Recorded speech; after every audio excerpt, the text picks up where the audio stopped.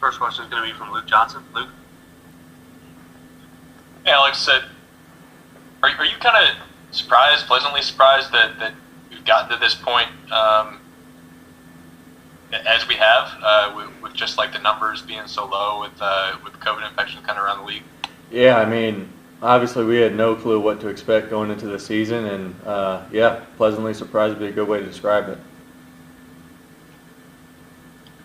Next question from Brett Martell. Alex, so you guys have had to prepare the last few years for a certain Tampa Bay offense. Can you describe how, it's a little different now, particularly with the quarterback change and also with Gronkowski? Yeah, I mean, one, we don't really know what to expect as far as how much of, what Brady does, implementing it into the Bucs offense. Obviously, Coach Arians has his offense. So there's some gray area, and obviously they're going to get their playmakers the ball, and Gronk's one of them. So you got to prepare for that. So, there may be different ways and different things than what we see on film right now, but, we'll be ready. And if I could follow up real quickly, I guess, is it also a little more challenging, even if you have an idea what's coming, in that it's, in addition to Howard, Godwin, and Evans, if he plays, is also Gronkowski and Fournette? Yeah, I mean, the more playmakers a team has, the harder it is to play against them, and what those guys have done in the past speaks for itself, and we'll be ready, but they're great players, and they get paid too. Thank you. Next question from Nick Underhill.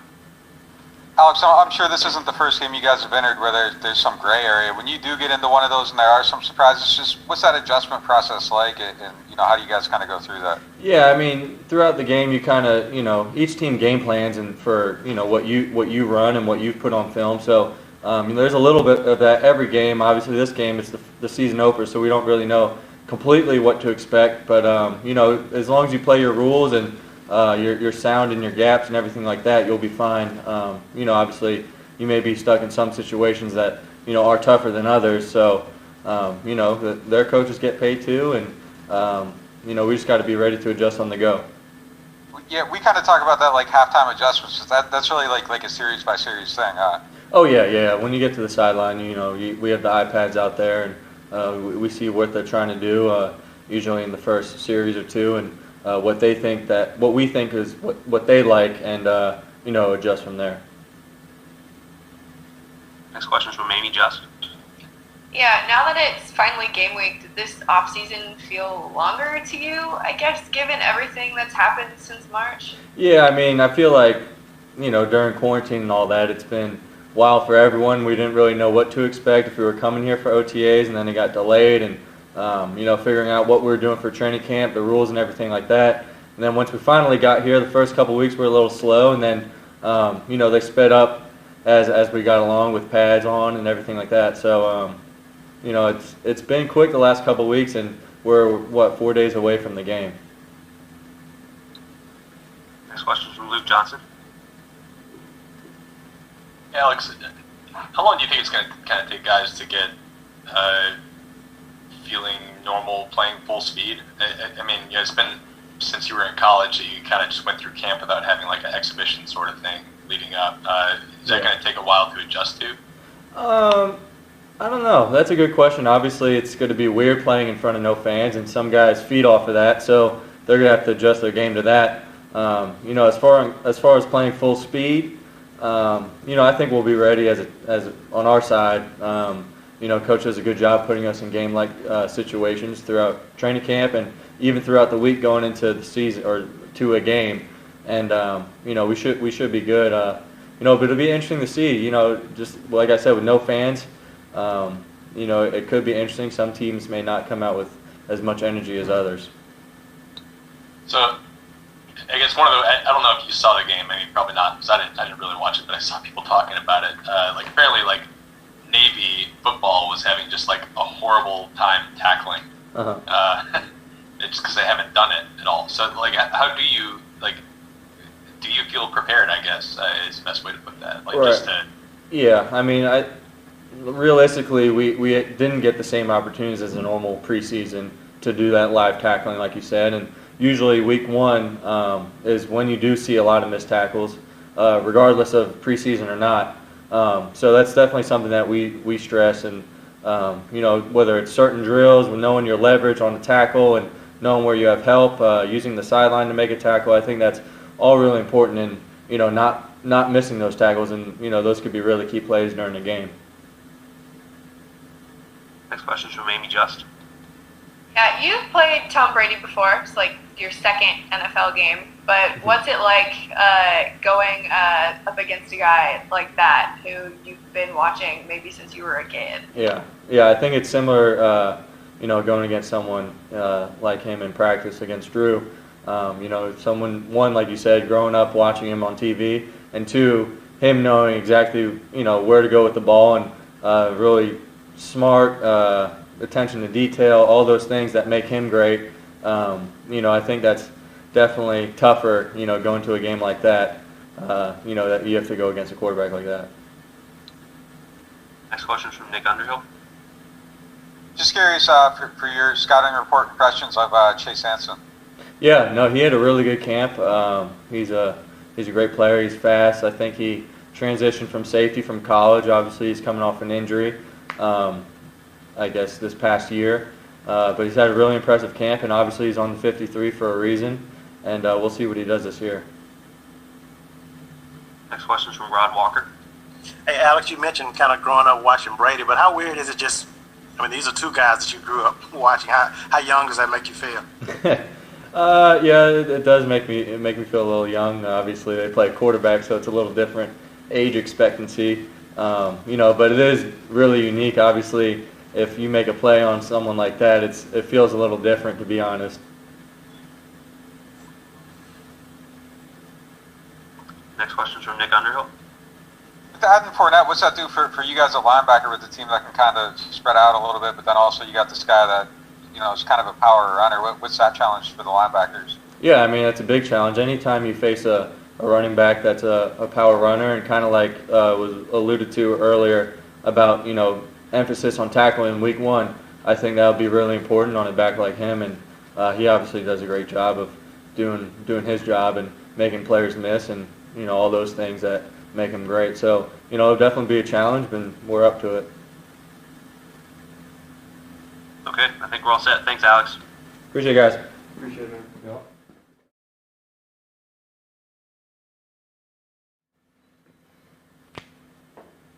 First question is from John Sager. How you doing? Marshawn, when you're going into a game like this, or any game against elite, what is your preparation process, I guess, mentally and physically? I just gotta win. By any means necessary, I just gotta win. When it comes to that, big time receivers, I'm a big time corner, so for me and everybody in the room, we just know we gotta go out there and battle, no matter what. So just gotta win. That's all, man. That's all on my mind. Next one's from Amos Morale. Yeah, with so much time passing between the last time you played a game or even played against another opponent, just having a matchup like this where, you're going against an offense with so many weapons and guys that had such good seasons last year, kind of help you get a little more amped up for the season opening? Yeah, of course. We got dogs over here too, so, we're not really worried about, that. We just know we got to get an assignment. You got to get our assignment down and just know what we got out there. We got to be smart players, but at the same time, it's dog versus dog, and we know that. So we go in straight with, the killer mentality, and we just got to win no matter what. Next one's from Brett Martell. Hey, Marshawn, could you just kind of describe how it's different this year? Usually you prepare for a team twice a year, and they've been relatively stable who you're preparing for a couple of years, and now all of a sudden, they've got a different quarterback and a new tight end. And of course, Mike Evans may or may not play because of his hamstring. What was the question? Just what do you see as, how is this different from preparing for this team in recent years? We just know, it's Tom Brady, so he's going to have what he like, and we just got to know he's going to have stuff in there that we haven't seen from Tampa Bay. And we know that. Everybody knows that. It's Tom Brady.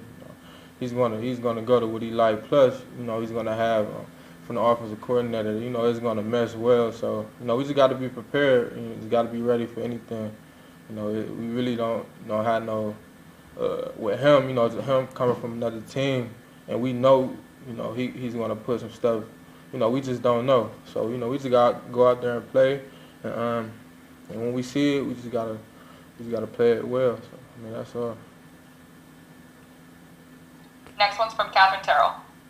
You've had some pretty good battles with Mike Evans over the years. Where would you rank him among the receivers, do you think? I don't know. No, I don't rank him. I just, play, and I just try to win against all of them. But ranking, I don't just sit there like, I got to rank. But of course, he's one of the top in the league. But no rankings. I just know when I go out there, I'm gonna win. That's all. I guess a better question is, when you face a receiver you know really well, are there thoughts that go through your mind specifically about that matchup, or is it just kind of, I don't know even how to describe it. Like, is there something you think about when you think, I'm going up against Mike Evans, or I'm going up against Julio, or just... Yeah. Of course. I'd be lying if I said I didn't think about just the matchups throughout the years and just that, but I don't think too much on it. You never know. He probably not the same player he was last year or the year before.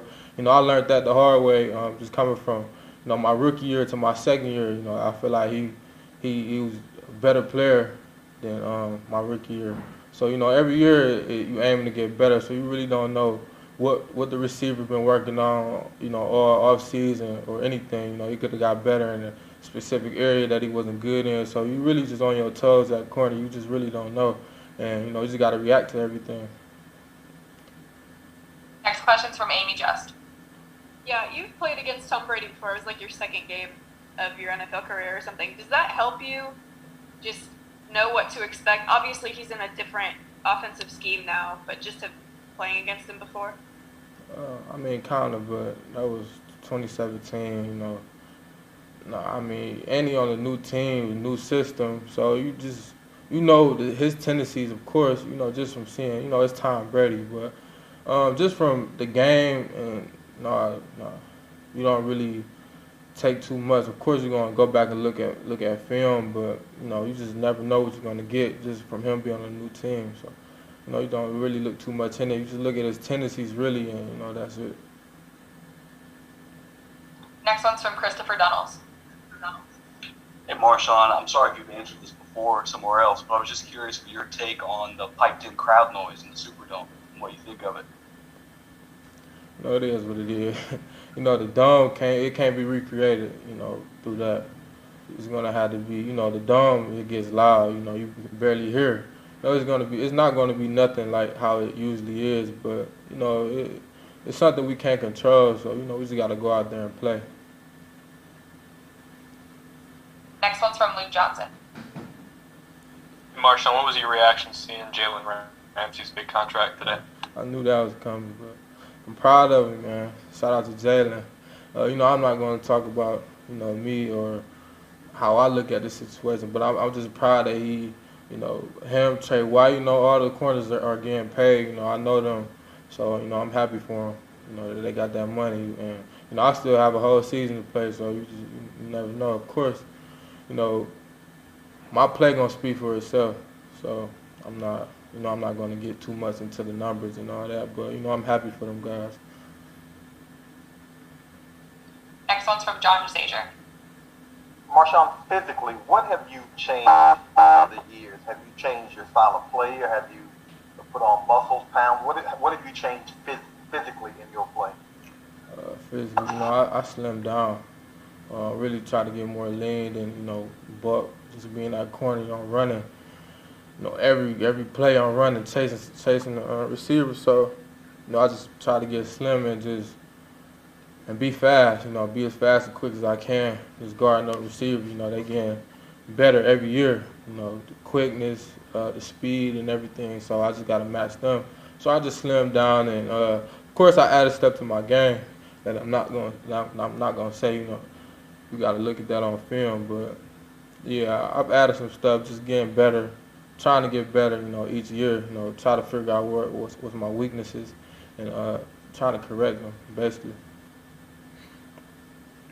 Next one's from Nick Underhill. I'm sure you've been in games before where you prepared for someone and then that guy doesn't play for whatever reason. What's that adjustment like, just what happens when you're expecting to play somebody and then you might not end up matching up with them? Yeah, I've done that. Last year that happened with Julio. I had to go in. I was coming off an injury, and then he got injured, so it was like a game time decision. So it really don't change. It just go from you not guarding him, now you guard him. So you got to go in there with the same mentality. That's what I'm trying to really work on. Just I go against a hard receiver like Julio. I go against him, and then I have to go against a receiver that's not so good, and I lose focus. I'm trying to stay focused in, and whatever happens. I can't control it, so I just got to go out there and show everybody what I can do. You mentioned losing focus. Why do you think that kind of happens a little bit? It's just a little harder to lock in when it's not. Yeah, you just out there, and it's like they not gonna throw it out here, and you just lose focus. But that's not a good mentality to have. But that's what I've had in the past. But no more. I gotta go in, lock in every play, no matter who I'm playing. And that was really just my downfall.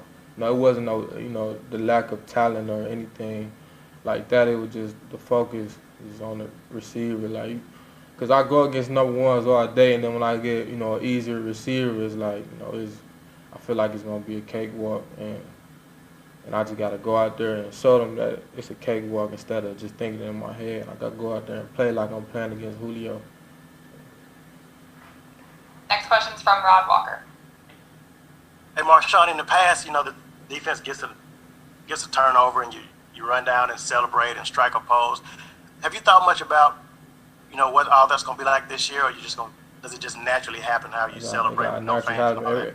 Everybody took the celebration that we had run to the end zone, take pictures. Everybody took that, so we got to come out and do something different. We got to excite everybody. Back home there's really no fans, so we got to go out there and really, turn it up a little bit and just have fun out there.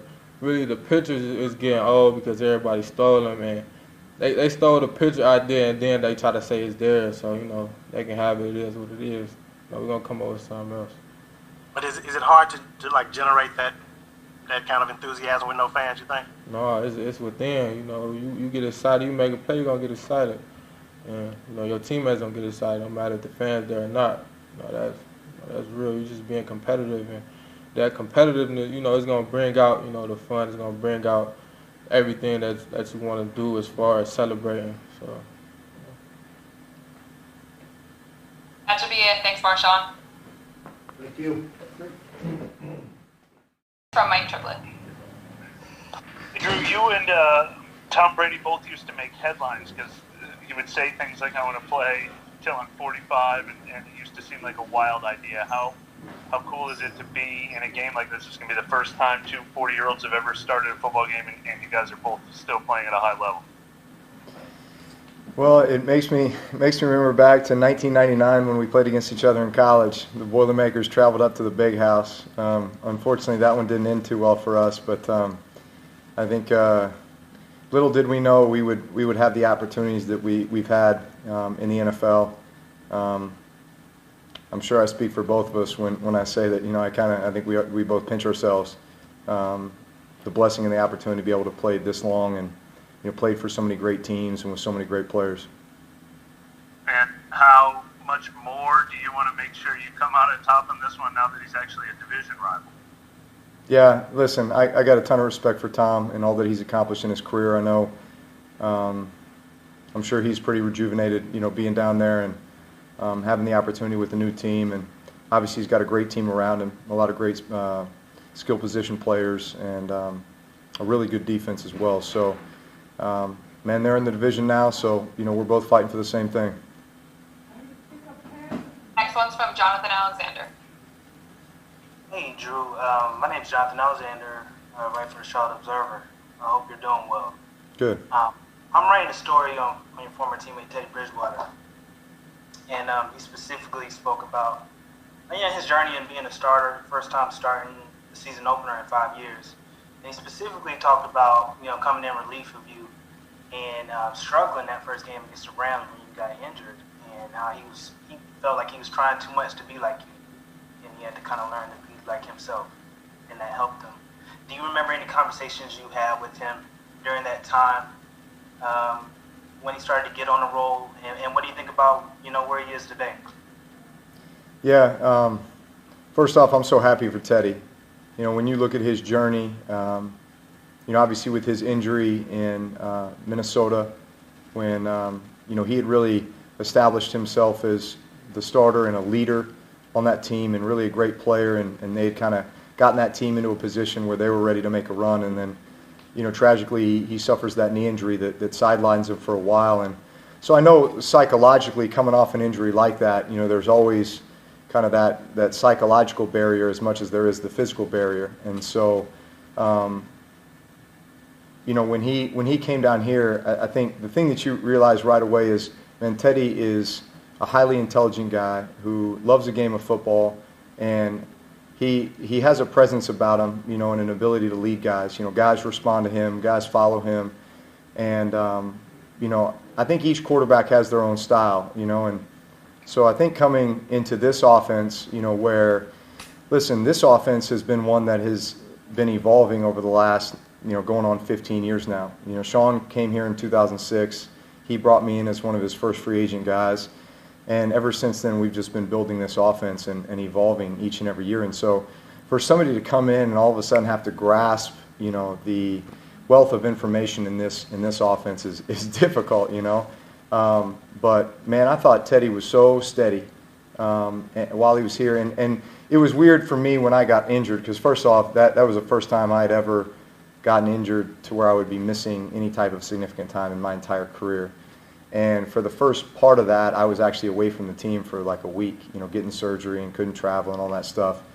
So when I got back, it was kind of like, I think I was there at that point to support Teddy in whatever way I could. So the roles reversed there for a period of time, So I wanted to support him. I wanted to do whatever. I can remember a couple of moments in practice where, we would be installing a new concept, and, maybe the receivers didn't run it quite the way we had talked about in the quarterback meeting. And so I would look at Teddy and be like, hey, I'll go talk to, I'll go talk to Mike, you go talk to Jarrett, And so we would tag team, just to get guys on the same page to teach them how we would see it, right, as QBs. And so, we still had to be very much on the same page so that I could make sure I was coaching it the way that he saw it, or the way that he wanted it, because he was in there as the starter at that time. So, man, always a team effort, with, the 1 and 2 quarterback. And, man, I tried to support him as much as I could during that time, just like he always supported me when the roles were reversed. And at the end of the day, when you're the guy in there, you have to be you. And I felt like Teddy was himself, and Teddy won ball games, and Teddy was a great teammate. And I wish him all the best, except when he plays us. Thank you. I appreciate you. Yeah. Next one's from John Stager. And Drew, you mentioned the evolution of the offense over these years, but how has it remained cutting edge through the trial and error process? I mean, teams and players and offenses and systems get stale. How has this one stayed cutting edge? Well, we know we have to stay ahead of the curve. I think each offseason, you're studying a lot of things about a lot of teams. There's always a couple offenses that, maybe had a lot of success with a certain scheme the year before. And so you're going to go watch those teams and say, hey, what made that so good? And are there ways that we can incorporate that into what we're doing? And sometimes there is and sometimes there isn't. But I think what we also know is that typically we're one of those offenses that people are studying, both offenses and defenses. And so we have to continue to evolve so that, we can just, broaden the scope of what we're capable of doing and give defenses more things to worry about. There's always your bread and butter, but then again, there's always nuances that you want to build in there so that, people can't always anticipate your bread and butter. Next one's from Amy Just. Yeah, you played 5 games in the pros against Brady and the one that you had in college, as you talked about before. Is there a memory that you shared with Tom either after one of those games that stands out to you now? I mean, not really. I mean, other than when I was with the Chargers, I played against them twice, and now it's been 3 times. Is it 3 times with the Saints? Shoot, yeah. I forget. Yeah. So, it's I know this. There's a mindset that you have to be near perfect. Nobody's ever going to be perfect, but you just there's such a great sense of urgency to maximize each and every opportunity because that's what he's doing on the other side of the ball. Next one's from Brett Martell. To any extent, do you see this game as one that showcases you and Tom as kind of like pioneers in terms of your approach to fitness and longevity? The league's been around 100 years, and this has never happened before. Obviously, it'll happen again because you're in the same division, but how do you see that? Well, that's part of the evolution of the game too, and science and I think everyone's approach. I think every NFL team's approach to how you're training, how you're recovering, how you're caring for players. How we're training in the off season.